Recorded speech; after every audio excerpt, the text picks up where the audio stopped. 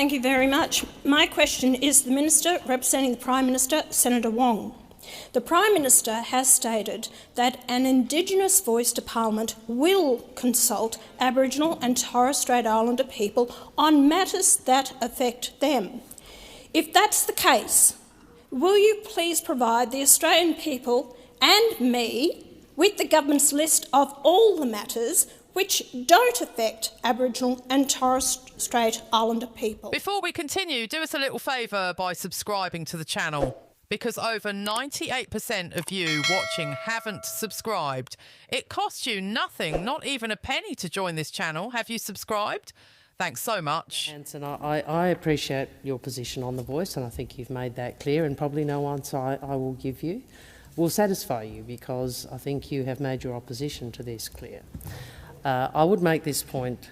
I would first make the point the voice is about two things. It is about recognition of Aboriginal and Torres Strait Islander peoples in our constitution, and it is about consultation of Aboriginal and Torres Strait Islander people on matters that affect them. In terms of the various aspects of detail, I would make 2 points. First, the Referendum Working Group have already offered principles of what the voice would look like. The second point I make is if Australians see fit to change our constitution in the way I hope they do, you, alongside with every other member and senator in this parliament, will have a say in how that voice operates, because it is Parliament that will legislate. There will be consultation and there will be legislation, just as you have a right at the moment to respond to and deal with legislation that comes before the chamber. And Thank you, Senator Wong. Senator Hanson, first supplementary. No. Oh, sorry. Yep, you're right. Are you on a point of order? Matter of relevance, it's past half the time of the Minister to respond to my question. It was directly matter. I asked directly about what matters that don't affect the Aboriginal and Torres Strait Islander people. Hasn't even touched on that whatsoever. It's a matter of relevance. You've raised a point of order. Please resume your seat. You also asked at the beginning of your question about a broad question about the voice. You referred to comments the Prime Minister had made, so that Minister Wong is being relevant. Please continue. Well, Senator Hanson, Senator Hanson, I am trying to respond very honestly, because the reality is those matters will be the subject of a discussion in this parliament and a discussion with the community should Australians vote for a constitutional recognition. What people... Order, Senator Hanson. Senator Hanson, order. You've asked your question. Senator Hanson, I've called you to order. It's an order, not a request. The Minister is answering your question. You may not like the answer, but she's answering your question. Please continue, Minister Wong. Senator Hanson, through you, President, what Australians are being asked to vote for is a principle of whether there should be a voice. The detail will come from the Parliament and the government that is elected by the people, and it is for the Parliament and future parliaments to determine the detail of how it works, including the issues that you describe. Thank you, Minister Wong. Senator Hanson, first supplementary. Last month, the Minister for Indigenous Australians said that if the proposed voice to Parliament had been established earlier, then we would not be where we are with escalating violence and crime in Alice Springs. Will the Minister please provide the direct evidence supporting this claim, and does the Prime Minister support this claim? Thank you, Senator Hanson. Minister Wong. Senator Hanson, I think that everybody in this place, I would hope, understands that the challenges that we see and some of our colleagues are living in Alice Springs and in the Northern Territory are not new challenges. And to pretend otherwise is disingenuous. And I would hope that the principle that if you work with local communities and listen to local communities, you achieve better outcomes. And, you know, Senator Hanson, we are very different, come from very different political places, but I do recognise that you do work in your community. You do engage with your community. And I would think you would understand that policy is intrinsically better if there is an engagement with and listening to the community. The voice is about Aboriginal and Torres Strait Islander people having a say. That's what it's about. And I think we are stronger when people have a say. Thank you, Minister Wong. Senator Hanson, second supplementary. Well, I hope you can answer the third one, because I have had no response to the second or the first one for that matter. If the referendum rejects the voice being inserted in the Constitution, will the government legislate a voice that will clearly be against the will of the people? Thank you, Senator Hanson. Minister Wong. We are working to achieve a change to our Constitution in accordance with the wishes of so many of our First Nations people who very eloquently articulated this offer of recognition, consultation and a path forward together in the Uluru Statement. And we are hopeful that there will be enough people of goodwill in this place and in the community to ensure that we are able to do that, to do what was sought and insert a provision into our Constitution.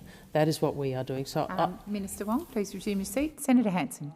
Relevance to the question. I asked a question. Senator if Hanson, the referendum does not Senator get Hanson, up, will they legislate? Senator yes or Hanson, no? Very simple. I've called you to order. You stand up and you ask a point of order.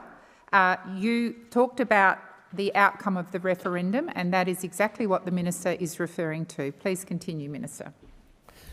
We are optimistic and we are hopeful about the referendum, and that is the focus of the government's work, and I don't propose to get into a what-if, Senator Hanson, because our job as the government is to do what we said we would do if we were elected, and our job is to keep faith with the commitment we gave not only the Australian people in the broad, but our First Nations Australians, and we will do so.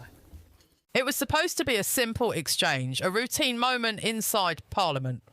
One senator asks a question, a minister responds, and the country moves on.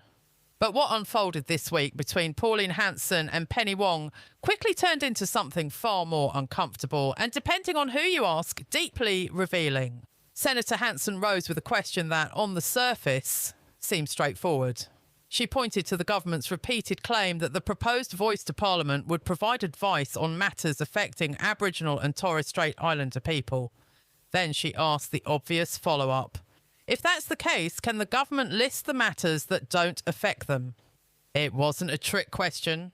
It wasn't loaded with jargon. It was, in many ways, the kind of question ordinary Australians might ask sitting around a dinner table or chatting at a local pub. Where exactly are the boundaries?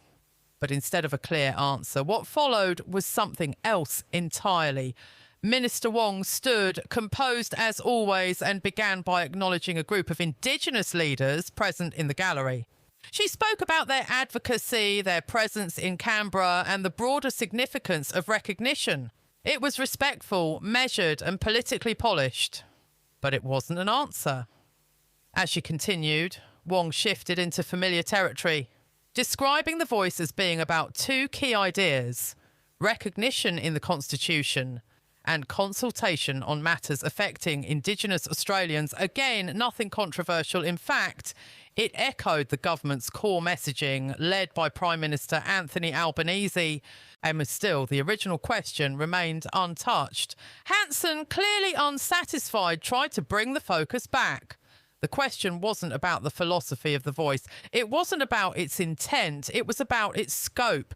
Where does it begin? And just as importantly, where does it end? Inside the chamber, the tension began to rise. Hanson raised a point of order, arguing that the minister had not addressed the question. The presiding officer pushed back, stating that Wong was being relevant. And just like that, the exchange shifted from substance to procedure. Wong pressed on, reiterating that the details of the voice would ultimately be determined by Parliament if Australians voted in favour of constitutional change. She emphasised that legislation would follow consultation and that elected representatives, senators and MPs alike would shape how the voice operates. It was a carefully constructed answer, technically sound, politically safe.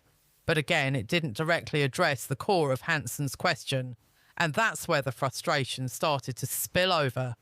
Because for many watching, both inside Parliament and across the country, it began to feel like a pattern. Big picture principles were clear. The moral argument was clear. But when it came to specifics, the lines blurred. Hanson wasn't done. She moved to her next question, referencing comments made about crime and violence in Alice Springs. She asked whether there was direct evidence to support the claim that the voice could have changed those outcomes. It was another pointed question, grounded in real-world concerns affecting communities right now. Wong responded by acknowledging the seriousness of the issues in the Northern Territory. She pushed back on the idea that these challenges were new, calling such suggestions disingenuous. Then she pivoted again, this time to a broader principle that policies are more effective when governments listen to local communities. It was a philosophical argument, one that resonates with many. But again, Hanson was looking for something more concrete. Evidence, specifics, accountability. By this point, the exchange had taken on a rhythm. Question, broad answer, pushback, procedural intervention, repeat. And then came the moment that really seemed to strike a nerve. Hanson asked what would happen if the referendum failed. If Australians rejected the voice being enshrined in the Constitution, would the government still attempt to legislate a version of it anyway? It was a direct binary question. Yes or no? Wong's response? The government remained focused on achieving constitutional change. She spoke about optimism, about goodwill, about commitment to the process outlined in the Uluru Statement from the Heart. But when it came to the hypothetical scenario Hanson presented, she declined to engage. She made it clear the government was not interested in discussing what-ifs. And just like that, the question hung in the air, unanswered. Again. Inside the chamber, Hanson attempted to raise another point of order, arguing that her question had not been addressed. The presiding officer intervened, maintaining that the minister was within scope. The exchange ended not with clarity, but with procedural closure. And that's what made the moment so striking, because beyond the politics, beyond the policy, what people saw was something more human and perhaps more troubling. A disconnect. On one side, a senator pressing for specifics, reflecting concerns that many Australians have voiced in recent months. On the other, a senior minister sticking firmly to principle, messaging and process, but avoiding direct engagement with the finer details. Now, to be fair, this isn't unusual in politics. Governments often resist being drawn into hypotheticals. Ministers are trained to stay on message, to avoid traps, to keep the focus where they want it. But here's the difference. This isn't just any policy debate. This is a once-in-a-generation referendum. A proposal to change the Constitution itself.